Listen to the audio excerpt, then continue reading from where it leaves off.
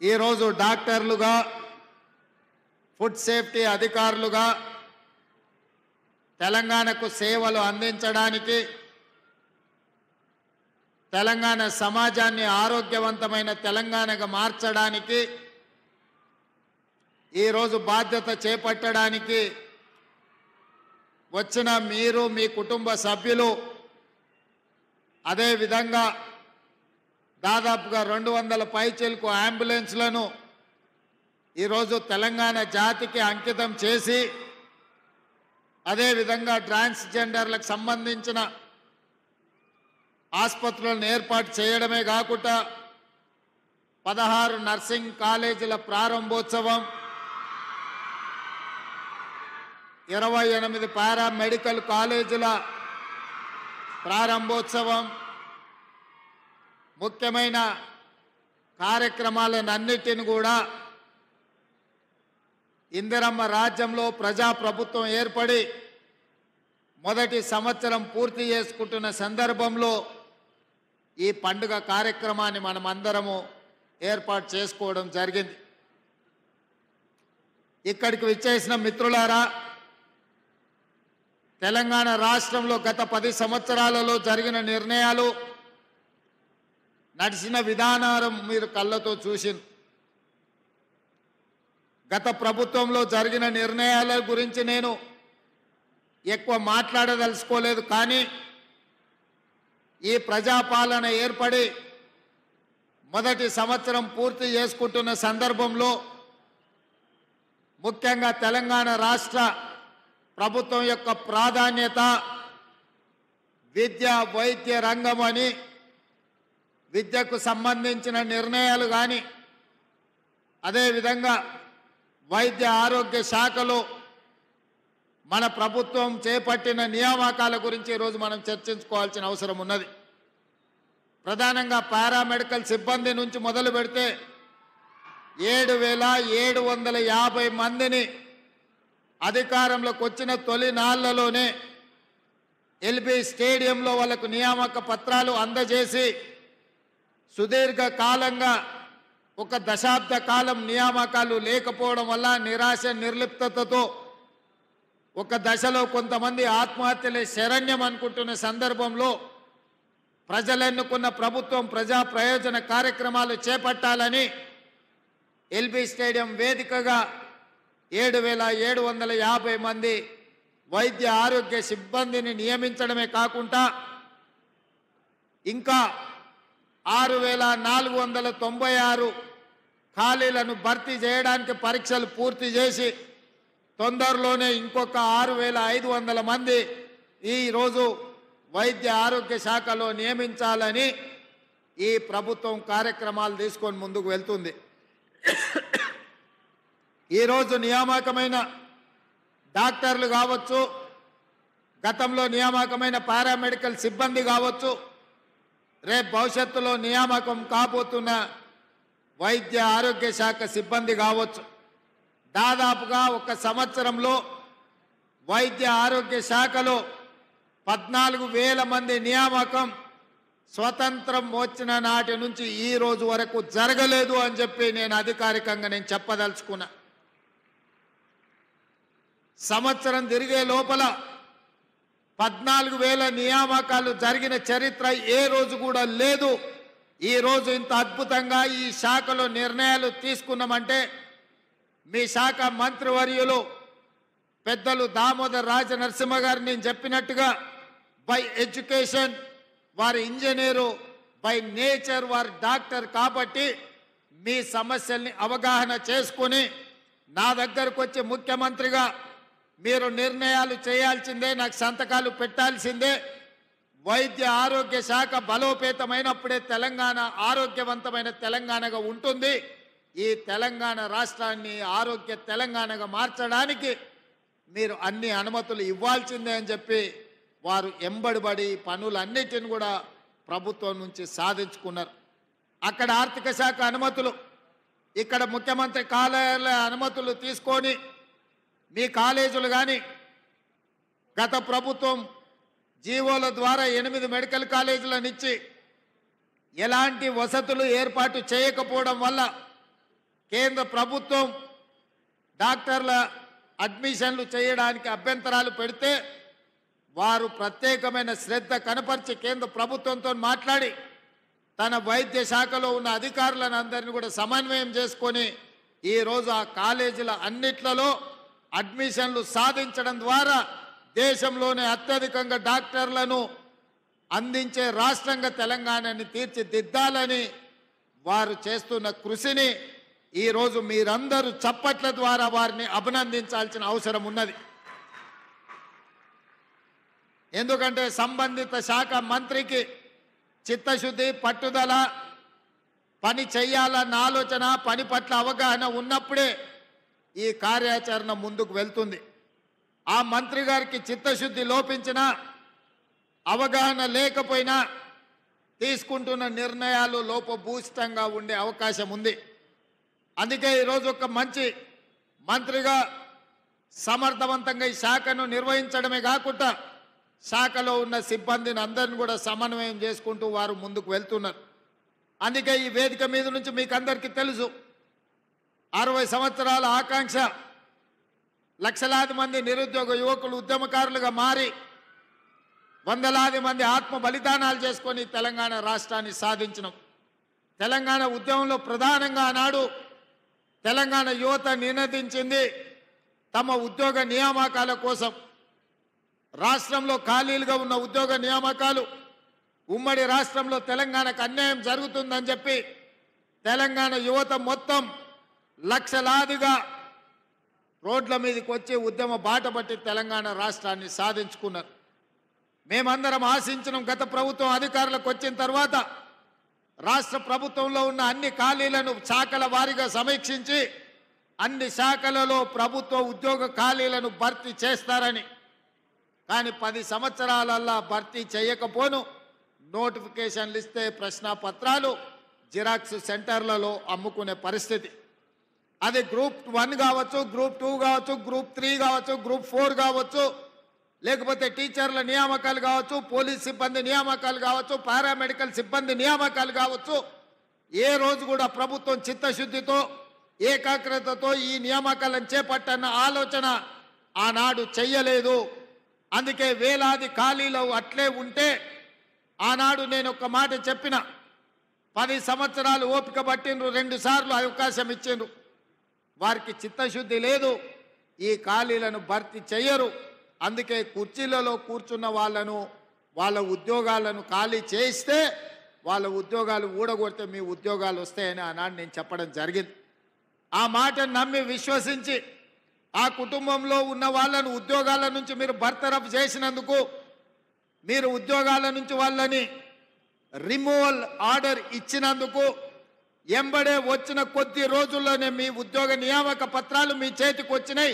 ఈరోజు ఈ వేదిక మీద నుంచి అధికారికంగా ఈరోజు నేను మీ ముందు గర్వంగా నేను చెప్పదలుచుకున్నా, 1947 15 ఆగస్టు భారతదేశంలో కావచ్చు, సెప్టెంబర్ 17 1948 నుంచి ఏ ఒక్క సంవత్సరంలో ఈ 75 సంవత్సరాల స్వతంత్ర భారతదేశంలో ఒక రాష్ట్రం ఒక్క సంవత్సరం లోపల ప్రభుత్వ ఉద్యోగాలు 50,000 పైన నియామకాలు చరిత్రలో జరగలేదు. మొదటిసారి తెలంగాణ రాష్ట్రంలో మన ప్రభుత్వం, ప్రజాప్రభుత్వం, ప్రభుత్వ ఉద్యోగాలు 50,000 పైగా నియామకాలను చేపట్టి ఈ దేశ చరిత్రలోనే ఒక గొప్ప చరిత్రను నెలకొల్పడం జరిగింది. ఈరోజు అందుకే నిరుద్యోగ యువకులు ప్రభుత్వం నోటిఫికేషన్ ఇచ్చిందంటే 100% పరీక్షలు నిర్వహించి ఫలితాలను ప్రకటించి ఉద్యోగ నియామకాలు పత్రాలు అందజేస్తారని ఈ ప్రభుత్వం మీద సంపూర్ణమైన విశ్వాసం, నమ్మకంతో, ఏకాగ్రతతో చదువుకుంటూ ఈరోజు పోటీ పరీక్షలకు ఈరోజు ప్రిపేర్ అవుతున్నారు. దానికి ఉదాహరణ టీచర్ల నియామకం. డిఎస్సి నోటిఫికేషన్ ఇచ్చినప్పుడు ఎన్నో రకాల అనుమానాలు, ఎంతోమంది పరీక్షలు వాయిదా వేయాలి అని రోడ్ల మీదకి వచ్చారు. కొంతమంది రాజకీయ ప్రేరేపితమైన కృత్రిమంగా ఆందోళనలు చేపట్టిన. నేను ఖచ్చితంగా చెప్పిన, గత 10 సంవత్సరాలలో ఉద్యోగ నోటిఫికేషన్ల కోసం, పోటీ పరీక్షల నిర్వహణ కోసం లక్షలాది మంది రోడ్ల మీదకి వచ్చిన విద్యార్థులారా, మీరు ఆలోచన చేయండి. పరీక్షలు వాయిదా వేస్తే ప్రభుత్వంలో ఉన్న వాళ్ళకు పోయేది ఏమీ లేదు. పరీక్షలు వాయిదా వేస్తే మీ కాలం, మీ జీవితం, మీ అవకాశాలు సన్నగిల్లుతాయి. మీ తల్లిదండ్రులకు మీ మీద, ప్రభుత్వం మీద నమ్మకం, విశ్వాసం పోతుంది. ఎందుకంటే గ్రామీణ ప్రాంతాల నుంచి వచ్చిన మీరు మీ తల్లిదండ్రులు రూపాయి కూడబెట్టి కోచింగ్ సెంటర్లకు పంపిస్తే 8-10 సంవత్సరాలు అశోక్ నగర్ చౌరస్తాల్లో, దిల్సుఖ్ నగర్ చౌరస్తాల్లో కోచింగ్ సెంటర్ల చుట్టూతో తిరిగితే మీ అత్యంత విలువైన యుక్త వయసు 21 సంవత్సరం పైబడి 35 సంవత్సరాల లోపు మనం జీవితంలో ఏం కావాలనో ఆ వయసు నిర్ణయిస్తుంది.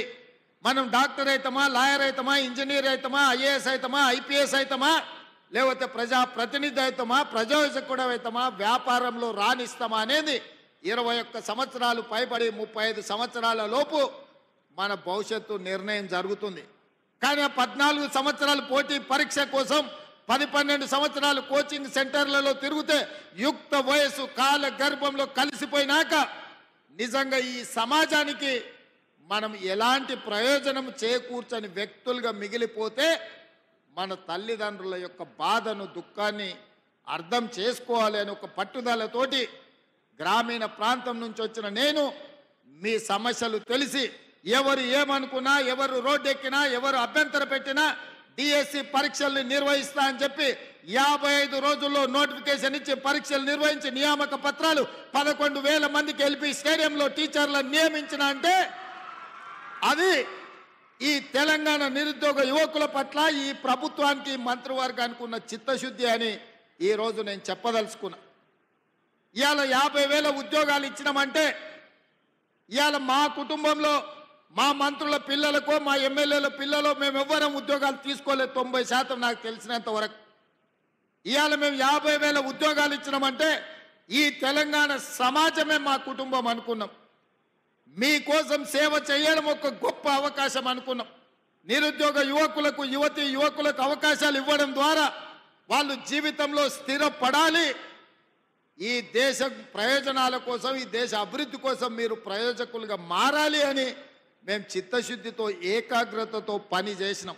ఎంతోమంది తిట్టినరు, ఏం పోయేకాలం ఈ ముఖ్యమంత్రికి పరీక్షలు వాయిదా వేయమంటే ఎందుకు వేస్తలేడు అని. నేను ఒకటే నిర్ణయించుకున్నా, వాయిదాలు వేస్తే లక్షలాది మంది నిరుద్యోగ యువకులు కోచింగ్ సెంటర్ల చుట్టూతో తిరుగుతూనే తల్లిదండ్రులకు భారం అవుతారు. ఆ భారము మొయ్యలేని పరిస్థితిలో తల్లిదండ్రులకు తమ మొహం చూపించలేక పిల్లలు ఆత్మహత్యలు చేసుకుంటారు. అదే పరీక్షలు నిర్వహించి ఫలితాలు ఇస్తే ఉద్యోగాలు వచ్చిన వాళ్ళు ఉద్యోగాల్లో చేరుతారు. ఉద్యోగ రాని వాళ్ళు ఇంకొక ఉపాధి ఉద్యోగ అవకాశాలను వెతుక్కుంటూ వారు నిర్ణయం తీసుకుంటారు. అందుకే పోటీ పరీక్షలు నిర్వహించిన. ఇదే కాదు, ఈరోజు గ్రూప్ 1 జరిగినప్పుడు కూడా గ్రూప్ 1 పరీక్షలు వాయిదాలు వేయాలని మన ప్రభుత్వం ఇచ్చిన జీవోలలో కోడిగుడ్డు మీద ఈకలు పీకినట్టు పీకాలని, తప్పులు పట్టాలని హైకోర్టు నుంచి సుప్రీంకోర్టు వరకు అన్ని దగ్గరలకు పోయినారు. ఎక్కడ కూడా వాళ్ళ వాదన కోర్టులు సమర్థించకపోను, తిరస్కరించి పరీక్షలు నిర్వహించమన్నారు. లక్షలాది మంది నిరుద్యోగ యువకులు గ్రూప్ 1 పరీక్షలకు ప్రిపేర్ అవుతుంటే పరీక్షలు నిర్వహించమని ధర్నాలు చేసిన వాళ్ళు పరీక్షలు వద్దు అని కృత్రిమమైన ధర్నా, ఒక రాజకీయ పార్టీ ప్రేరేపించిన ధర్నా చేస్తే నథింగ్ డూయింగ్ అని గ్రూప్ 1 పరీక్షలు నిర్వహించినాం. మెయిన్ ఎగ్జామ్స్ కూడా నిర్వహించినాం. తొందరలోనే తెలంగాణ రాష్ట్రానికి 2011 తర్వాత గ్రూప్ 1 పరీక్షలే నిర్వహించలేదు. ఉమ్మడి రాష్ట్రంలో 2011లో గ్రూప్ 1 నియామకాలు జరిగితే ఇవాళ 2024కు వచ్చినాం. 13 సంవత్సరాలలో తెలంగాణ రాష్ట్రంలో గ్రూప్ 1 ఉద్యోగ అవకాశాలు నిరుద్యోగ యువకులకు రాలేదు. ఆనాటి ప్రభుత్వం 2017లో నోటిఫికేషన్ ఇచ్చిన పరీక్షలు నిర్వహించకుండా వాయిదాలు పెట్టుకుంటూ నిర్వహించిన పరీక్షలు ప్రశ్నాపత్రాలు జిరాక్స్ సెంటర్లలో అమ్ముతుంటే ఆ రోజు ఖచ్చితంగా మాట ఇచ్చిన అధికారంలోకి వచ్చిన ఎంబడే గ్రూప్ 1 పరీక్షలు నిర్వహిస్తాం, ఖాళీలను భర్తీ చేస్తామని ఇవాళ గర్వంగా నేను చెప్తున్న. తెలంగాణ పబ్లిక్ సర్వీస్ కమిషన్ సంబంధించిన ఈరోజు రిటైర్ అవ్వబోతున్న మహేందర్ రెడ్డి గారు చైర్మన్గా చాలా దీక్షతో ఈ పరీక్షలను నిర్వహించి ఈరోజు మెయిన్ ఎగ్జామ్స్ కూడా కంప్లీట్ చేసిన. తొందరలోనే 563 మంది గ్రూప్ 1 అధికారులను ఈ తెలంగాణ నిర్మాణంలో భాగస్వాములను చేయబోతున్నాం. ఇవాళ ప్రక్షాళన చేసిన తెలంగాణ పబ్లిక్ సర్వీస్ కమిషన్ మా పనితనానికి ఒక గీటురాయి, చిన్న ఆరోపణ లేకుండా ఈరోజు పబ్లిక్ సర్వీస్ కమిషన్ పనిచేస్తుంది. మహేందర్ రెడ్డి గారి స్థానంలో సర్వేల్ రెసిడెన్షియల్ నుంచి ఐఏఎస్ పొందిన అతి నిరుపేద కుటుంబం నుంచి వచ్చిన ఒక ఐఏఎస్ ఆఫీసర్ బుర్రా వెంకటేశంని 3.5 సంవత్సరాలు ఇంకా ఐఏఎస్ ఉన్నా అతన్ని ఈరోజు పబ్లిక్ సర్వీస్ కమిషన్ చైర్మన్గా ఎందుకు వేసిన అంటే ఈ పరీక్షలను చిత్తశుద్ధితో పారదర్శకంగా నిర్వహించాలని ఒక సీనియర్ ఐఏఎస్ ఆఫీసును ఇవాళ పబ్లిక్ సర్వీస్ కమిషన్ చైర్మన్ చేసిన. గతంలో ఐపీఎస్ డీజీపీ చేసిన అధికారిని వేస్తే ఈరోజు సీనియర్ ఐఏఎస్ అధికారిని వేసిన. మేము పొలిటికల్ రీహాబిలిటేషన్ సెంటర్గా మార్చదలుచుకోలే పబ్లిక్ సర్వీస్ కమిషన్ అంటే. పబ్లిక్ సర్వీస్ కమిషన్ అనేది ఒక ఉన్నతమైన సంస్థ, ఒక ఉన్నతమైన వ్యవస్థ. అక్కడ పనిచేసే వాళ్ళకు చిత్తశుద్ధి ఉండాలి, అవగాహన ఉండాలి, చదువు పట్ల శ్రద్ధ ఉండాలి. నియామకాలు చేపట్టే వాళ్ళను ఇవాళ వాళ్ళు పోటీ పరీక్షలకు ప్రశ్నపత్రాలు తయారు చేస్తే వాళ్ళకి చదువు ఉండాలి. గతంలో పబ్లిక్ సర్వీస్ కమిషన్ మెంబర్స్ ఎవరయ్యా అంటే ఆర్ఎంపీ డాక్టర్ను పెట్టినరయా. గ్రూప్ 1 ఎగ్జామ్ నిర్వహించేటోడు ఆర్ఎంపీ డాక్టరు, డిప్యూటీ తహసీల్దారు, ఇట్లాంటి వాళ్ళను పబ్లిక్ సర్వీస్ కమిషన్ మెంబర్స్గా గతంలో వేసారు. నేను తప్పు పట్టడం లేదు, కానీ సెక్షన్ ఆఫీసర్ కలెక్టర్ని సెలెక్ట్ చేయలేడు కదా. ఒక సెక్షన్ ఆఫీసరో లేకపోతే ఒక ఆఫీస్లో ఉండే అటెండరో ఆ జిల్లా కలెక్టర్ని నిర్ణయించాలంటే అతని అవగాహన, అతని చదువు, అతనికి అన్ని రకాల అవగాహన ఉండాలి కదా. అట్లాంటి గ్రూప్ 1 పరీక్షలు నిర్వహించే పబ్లిక్ సర్వీస్ కమిషన్లో సభ్యులుగా చిన్న చిరు ఉద్యోగస్తులను రాజకీయ పునరావాస కేంద్రంగా మార్చి ఆ పార్టీ సభ్యులను నియమించడంతో పూర్తిగా భ్రష్టు పట్టుపోయి ప్రతిష్ట దెబ్బతిన్నది పబ్లిక్ సర్వీస్ కమిషన్. కానీ మన ప్రభుత్వం వచ్చినాక పబ్లిక్ సర్వీస్ కమిషన్ కంప్లీట్గా ప్రక్షాళన చేసి ఉన్నత చదువులు చదువుకున్న వాళ్ళను, ఉన్నత హోదాలు ప్రభుత్వంలో నిర్వహించిన వాళ్ళను సభ్యులుగా చైర్పర్సన్స్గా నియమించడం ద్వారా ఈరోజు ఎలాంటి ఆరోపణ లేకుండా నిర్వహించగలిగినాము అని అంటే ఈ ప్రభుత్వం యొక్క చిత్తశుద్ధిని మీ ద్వారా తెలంగాణ సమాజానికి నేను చెప్పదలుచుకున్నా. అదేవిధంగా యూనివర్సిటీలకు సంవత్సరాల కొద్ది వైస్ ఛాన్సలర్లు లేరు. మనం వచ్చిన తర్వాత 10 యూనివర్సిటీల వైస్ ఛాన్సలర్లను నియమించడమే కాకుండా ఇవాళ యూనివర్సిటీలలో ఉండే టీచింగ్, నాన్ టీచింగ్ వేకెన్సీలను అన్నిటిని కూడా ఇవాళ ఫిలప్ చేయాలని ఆ వైస్ ఛాన్సలర్స్కు మనం ఈరోజు ఆదేశాలు ఇవ్వడం జరిగింది. నేను ఎందుకు ఈ వివరాలన్నీ మీతో పంచుకుంటున్నా అంటే గత ప్రభుత్వం ప్రతి మండలంలో 30 పడకల ఆసుపత్రి, ప్రతి నియోజకవర్గంలో 100 పడకల ఆసుపత్రి, ప్రతి జిల్లా కేంద్రంలో ఒక మెడికల్ కాలేజీని ఇస్తామని చెప్పిండ్రు. 10 సంవత్సరాలైన మండలాలలో 30 పడకలు రాలే, నియోజకవర్గాలలో 100 పడకలు రాలేదు. మెడికల్ కాలేజీలు ఇస్తే అత్తాపత్తా లేదు. బోర్డన్ ఉంది, జీవోనన్ ఉంది, కానీ అది ఎక్కడుందో ఎత్తుకుతే ఎక్కడ కనిపించదు. అట్లాంటి అగమ్య గోచరం నుంచి విద్యాశాఖను, వైద్య శాఖను బయటికి తీసుకొచ్చి విద్యాశాఖ స్వయంగా నేనే పర్యవేక్షిస్తూ, వైద్య ఆరోగ్య శాఖ పెద్దలు దామోదర్ రాజనరసింహ గారు పర్యవేక్షిస్తూ ఈరోజు ఈ మంచి నిర్ణయాలు తీసుకున్నాము. ఈ ప్రభుత్వం ముందుకు వెళ్తుంది. పేదలకు సేవలు అందించాలన్న లక్ష్యంతో ఈరోజు మన ప్రభుత్వం నడుస్తున్నది. నేను ఈరోజు గుర్తు చేయదలుచుకున్నా, ప్రతివాడు ఈరోజు ఆరోగ్యశ్రీ గురించి, రాజీవ్ ఆరోగ్యశ్రీ గురించి మాట్లాడుతూ, ఆనాడు ప్రభుత్వ వైద్యానికి వెళ్తే పోయినవాడు పోయినట్టే మళ్ళీ వస్తాడో రాడు అని సినిమాల్లో పాటలు పెట్టి నువ్వు నేను రాను బిడ్డో సర్కారు దవాఖానకు అని. అట్లాంటి పరిస్థితుల్లో డాక్టర్ వైఎస్ రాజశేఖర రెడ్డి గారు రాజీవ్ ఆరోగ్యశ్రీ తీసుకొచ్చి అపోలో, యశోద లాంటి కార్పొరేటు ఆసుపత్రుల్లో శ్రీమంతులు చేయించుకునే వైద్యాన్ని 2005-06 సంవత్సరంలో 2 లక్షల రూపాయలు ఉచితంగా రాజీవ్ ఆరోగ్యశ్రీ ద్వారా ప్రతి పేదవాడికి తండాలలో, గూడాలలో, మారుమూల పల్లెల్లో ఉండే దళితులు, ఆదివాసులు, గిరిజనులు, బలహీన వర్గాలు, నిరుపేదలైన మైనారిటీలకు రాజీవ్ ఆరోగ్యశ్రీని అందించానాడు. పేదవాళ్ళను ఆదుకున్న చరిత్ర కాంగ్రెస్ పార్టీ. గత ప్రభుత్వం దాన్ని దెబ్బతీస్తే మేము వచ్చిన ఎంబడే ఈరోజు రాజీవ్ ఆరోగ్యశ్రీ ద్వారా 10 లక్షల రూపాయలు ఉచిత వైద్యాన్ని ఇవాళ తెలంగాణ పేదలకు అందిస్తున్నాం. ఇవాళనే మా అధికారులు నాకు సమాచారం అందించారు. సీఎం రిలీఫ్ ఫండ్కి మొదటి సంవత్సరంలో 835 కోట్ల రూపాయలు మేము ఖర్చు పెట్టినాం. ఇది చరిత్రలోనే రికార్డు. గత ప్రభుత్వం ఏ రోజు కూడా 450 కోట్ల కంటే ఎక్కువ ఖర్చు పెట్టలేదు రాజీవ్ మన సీఎం రిలీఫ్ ఫండ్లో. కానీ ఈ 11 నెలల్లో నేను ముఖ్యమంత్రిగా పేదలకు 830 కోట్ల రూపాయలు ఈరోజు సీఎం రిలీఫ్ ఫండ్ ద్వారా పేదల వైద్యానికి అందించిన అంటే ఇదందరూ మీరు అందించిన సహకారం, మీరందరూ అండగా నిలబడబట్టే ఈ గొప్ప నిర్ణయాలు మేము చెయ్యగలిగినము.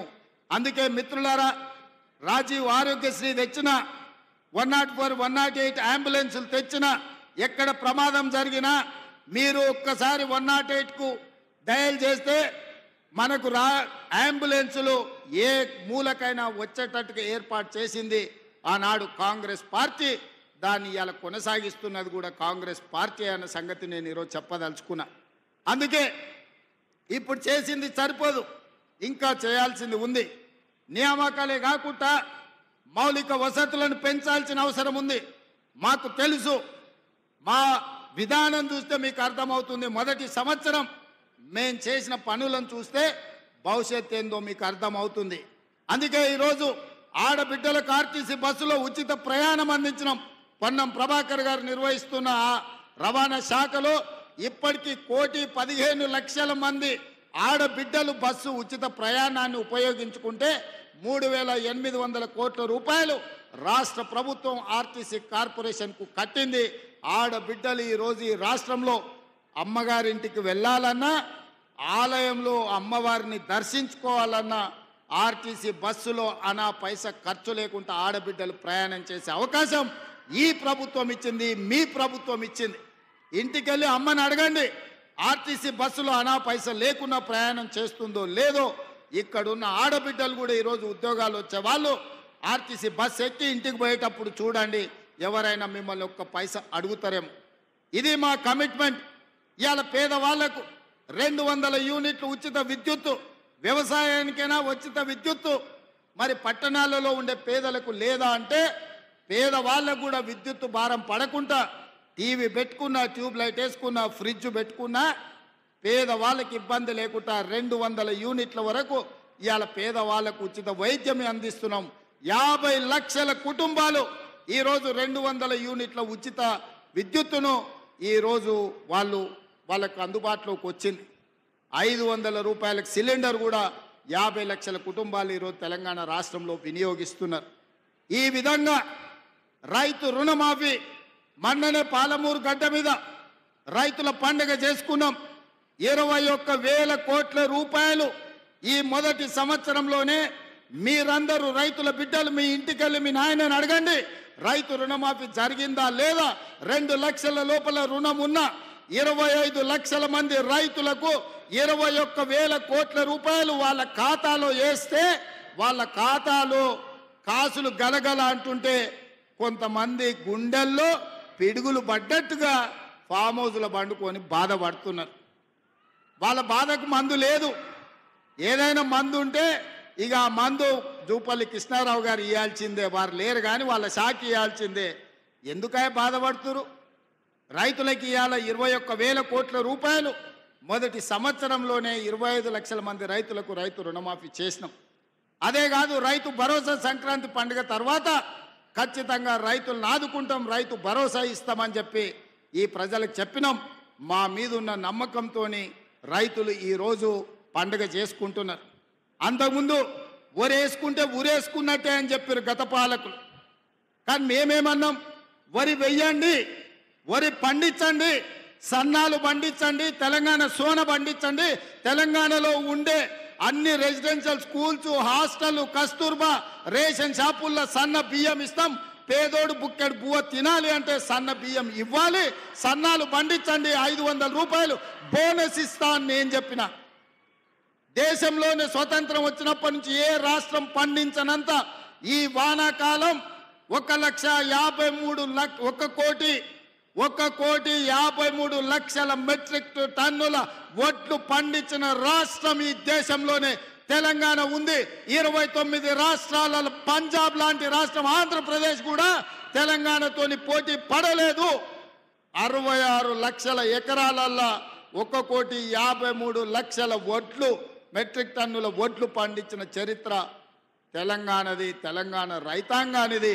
అందుకే ఆ రైతులను ప్రోత్సహించడానికి వ్యవసాయం దండుగ కాదు, వ్యవసాయం పండుగ చేయాలి అని 500 బోనస్ రూపాయలు ఇచ్చి వాళ్ళ ఖాతాలో 5 రోజుల్లోనే బోనస్ పైసలు వేస్తున్నాం.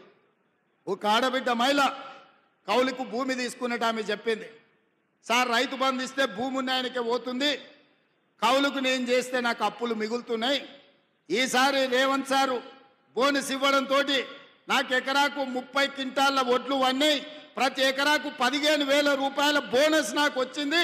సంవత్సరానికి 2 పంటలు తీస్తే 1 ఎకరా కౌలు చేసుకుంటే కూడా వచ్చేదానికంటే అదనంగా నాకు 30,000 వస్తున్నాయని ఒక ఆడబిడ్డ కళ్ళల్లో ఆనందంతో చెప్తుంటే నాకు కడుపు నిండినట్టయింది. మంచి బిర్యానీ తింటే ఎట్లుంటుందో నాకు అంత సంతోషం వేసింది. అందుకే ఈ వేదిక మీద నుంచి రైతులకు నేను మాట ఇస్తున్నా, 10 సంవత్సరాలు ఈ ప్రభుత్వం ఉంటుంది. ఎవరు అడ్డం పండుకున్నా, ఎవరు నిలువు పట్టినా, ఎవరు కాళ్ళలో కట్టెబెట్టినా సన్న ఒట్లు పండించండి, 500 రూపాయల బోనస్ మీ ఖాతాలో పడుతుంది అని చెప్పి నేను ఈ వేదిక మీద నుంచి రైతాంగానికి నేను మాట ఇవ్వదలుచుకున్నా. ఏది చేసినా చిత్తశుద్ధితో చేసే బాధ్యత ఈ ప్రభుత్వాన్ని. ఇక మనకు వస్తారు కొంతమంది, వస్తున్నది అసలే సంక్రాంతి పండుగ. సంక్రాంతి పండుగ ముందర గంగిరెద్దులు వస్తాయి, దూడు బసవన్నలు వస్తారు, అమ్మకు దండం పెట్టు, అయ్యకు దండం పెట్టు, ఒంగొంగి దండం పెట్టు అని చెప్తారు. జోలేలో బిచ్చం పడంగానే మళ్ళీ దొరకకుండా పోతారు. ఇవాళ వచ్చేటోళ్ళు కూడా సంక్రాంతి పండుగ ముందలొట్టే దూడు బసవన్న లాంటి సన్నాయిలు ఎన్ని ఊదినా, గంగిరెద్దులను తెచ్చి ఎన్ని దండాలు పెట్టించినా వాళ్ళ లక్ష్యమంతా రేపు వచ్చే సర్పంచ్ ఎన్నికలలో ఓట్లే తప్ప రైతుల కష్టాలు కాదు, రైతులను ఆదుకోవాలన్న ఆలోచన కాదు. ఒక ఆయన ఢిల్లీలో 3వ అయిండు, 11వ సంవత్సరం రైతుల ఆదాయం 2 చేస్తా అన్నాడు. రైతు వ్యతిరేక నల్ల చట్టాలు తీసుకొస్తే 16 నెలలు ఢిల్లీ సరిహద్దుల్లో రైతులు యుద్ధం ప్రకటిస్తే 750 మంది చచ్చిపోతే నల్ల చట్టాలు వెనక్కి తీసుకొని ఈ రైతు జాతికే క్షమాపణ చెప్పిన ఆయన 3వసారి కుర్చీలో కూర్చున్నాడు. 10 ఏళ్ళు ఏలిన ఆయన ఊరేసుకుంటే ఊరేసుకున్న ఆయన, ఫామ్ హౌస్లో వండుకున్న ఆయన ఈరోజు రైతుల గురించి మాట్లాడుతున్నారు. నేను అడుగుతున్న మా యువకుల్ని, మీలో నుంచి వచ్చిన వాడిని నేను, 10 నెలల్లోనే అద్భుతాలు జరుగుతాయా? 10 నెలల్లో చేయని పని ఏదైనా ఉందా?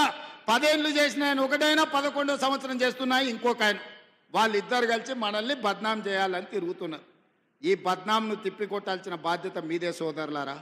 ఎందుకంటే నేను పని మీద ఏకాగ్రత పెట్టిన, నేను పని ఆపి ఇటు తిరిగినంటే అందరు పని చెప్తా. కాకపోతే నేను పని ఆపితే రాష్ట్రానికి నష్టం జరుగుద్ది. ముఖ్యమంత్రిగా నేను నిర్ణయాలు చేయాలి, అధికారులను సమీక్షించాలి, మంత్రులను సమన్వయం చేసుకోవాలి. ప్రతి శాఖ నిర్ణయాలు తీసుకున్నప్పుడే తెలంగాణ రాష్ట్రానికి 4 కోట్ల ప్రజలకు ప్రయోజనం చేకూరుతుంది. అందుకే ఈ ప్రభుత్వాన్ని బదనాము చేసే వాళ్లకు కర్రు గాల్చి వాత పెట్టాల్సిన బాధ్యత మీ అందరిదని చెప్పి నేను విజ్ఞప్తి చేస్తున్నా. ఈ ప్రభుత్వం మీది, మీరు ఎన్నుకుంటే మీరు భుజాల మీద మోస్తేనే ఇయ్యాల. నేను ముఖ్యమంత్రి అయినా, దామోదర్ రాజనరసింహ గారు మంత్రి అయినరు, పెద్దలు విక్రమార్క గారు ఉప ముఖ్యమంత్రి అయినరు, మాకందరికీ కుర్చీలు వచ్చినాయి. మీరు ఎన్నుకున్న ప్రభుత్వాన్ని కాపాడుకోవాల్సిన బాధ్యత కూడా మీదే సోదరులారా. ఈ ప్రభుత్వం మా కష్టంతోనే వచ్చిందని నేను చెప్తలేను, మా తలరాతలు మార్చి మాకు ఇంత పెద్ద బాధ్యత ఇచ్చింది మీరే. మా తలరాతలు మార్చిన మీరు ఈరోజు ఈ ప్రభుత్వం మీద జరుగుతున్న విష ప్రచారాన్ని తిప్పికొట్టాల్సిన బాధ్యత కూడా మీదే. ఎందుకంటే మేము పనిలో నిమగ్నమై ఉన్నాం. తప్పుడు ప్రచారాలను ఎదుర్కోవాల్సిన బాధ్యత మీ మీదనే ఉన్నది. అందుకే ఈరోజు వీడికి రాకపోయినా రాష్ట్రం నలుమూలలో ఈ కార్యక్రమాన్ని చూస్తున్న శ్రేణులకు, తెలంగాణ ప్రజలకు నా విజ్ఞప్తి ఒక్కటే, ఈ మొదటి సంవత్సరం పండుగల్లో పాల్గొనండి. నేను ఒకటే మాట గత ముఖ్యమంత్రి గారిని అడగదలుచుకున్నా, 10 ఏళ్ళు ఉన్నావు, జయ జయ హే తెలంగాణ అనే గానం తెలంగాణ జాతికి నువ్వు అంకితం ఇయ్యలేకపోయినవి, ఇది ద్రోహం కాదా అని నేను అడుగుతున్నా. 10 సంవత్సరాల అధికారంలో ఉన్న నువ్వు సచివాలయంలో తెలంగాణ తల్లి విగ్రహాన్ని పెట్టాలన్న ఆలోచనే రాలేదు. బుద్ధుని పక్కన నీది పెట్టుకోవాలనుకున్నావు, కానీ సచివాలయంలో తెలంగాణ తల్లి విగ్రహం పెట్టాలన్న ఆలోచన నీకు రాలేదు. 10 ఏళ్ళైనా నువ్వు పెట్టలేదు. ఇవాళ మేము పెడుతున్నాం కదా డిసెంబర్ 9 నాడు అని నేను చెప్తున్నా. అందుకే ఈరోజు తెలంగాణ ప్రజల కోరిక, తెలంగాణ ప్రజల యొక్క ఆకాంక్ష గత ప్రభుత్వం ఎప్పుడు నెరవేర్చలేదు. అది ఉద్యోగాలు కావచ్చు, లేకపోతే రైతుల సమస్య కావచ్చు, తెలంగాణ సంస్కృతిని భద్రపరచడంలో కావచ్చు, వాళ్ళ వైఫల్యం చెందినరు. వాటన్నిటినీ సరిదిద్దుకుంటూ ముందుకెళ్తున్నాం. డిసెంబర్ మహిళలకు సంబంధించి వరంగల్లో కార్యక్రమం చేసుకున్నాం. రైతులకు సంబంధించి మహబూబ్ నగర్లో కార్యక్రమం చేసుకున్నాం. నిరుద్యోగ యువకులు విద్యార్థులకు సంబంధించి రేపు పెద్దపల్లిలో చేసుకోబోతున్నాం 4 తారీఖు నాడు. అదేవిధంగా 7, 8, 9 నాడు తెలంగాణ రాష్ట్ర అవతరణ ఉత్సవాలే కాదు, మొదటి సంవత్సర విజయోత్సవాలను ఈ ట్యాంక్ బండు, ఈ సచివాలయం, ఈ ప్రాంతం అంతా రంగరంగ వైభవంగా మనం నిర్వహించుకోబోతున్నాం. మీరందరూ కుటుంబాలతో సహా వచ్చి 7, 8, 9 తారీఖు నాడు తెలంగాణ కార్నివాల్ ఈ సెక్రటేరియట్, ఈ నెక్లెస్ రోడ్డులో లక్షలాది మందిగా పాల్గొని తెలంగాణ సంస్కృతిని, తెలంగాణ వంటలని ఆస్వాదించండి. తెలంగాణ సంస్కృతిని పునరుద్ధరించుకుందాం. తెలంగాణ సంస్కృతి గొప్పదన్న సంగతి ప్రపంచానికి ఎలుగెత్తి చాటుదాం. ఓహో, తెలంగాణ అంటే ఇంత అద్భుతంగా ఉంటుందా? తెలంగాణలో ఇంత రుచికరమైన వంటలు ఉంటాయా? తెలంగాణలో కవులు, కళాకారులు ఇంత గొప్పగా పాడగలరా? ఇంత గొప్పగా రాయగలరా? తెలంగాణ అంటేనే ఇదిరా అనే విధంగా 7, 8, 9 తారీఖు రోజు ఈ నెక్లెస్ రోడ్లో మొదటి సంవత్సర విజయోత్సవాలతో పాటు తెలంగాణ ఉత్సవాలను జరుపుకుందాం. డిసెంబర్ 9 నాడు తెలంగాణ తల్లిని మన జాతికి అంకితం చేద్దామని మీ అందరికీ తెలియజేస్తూ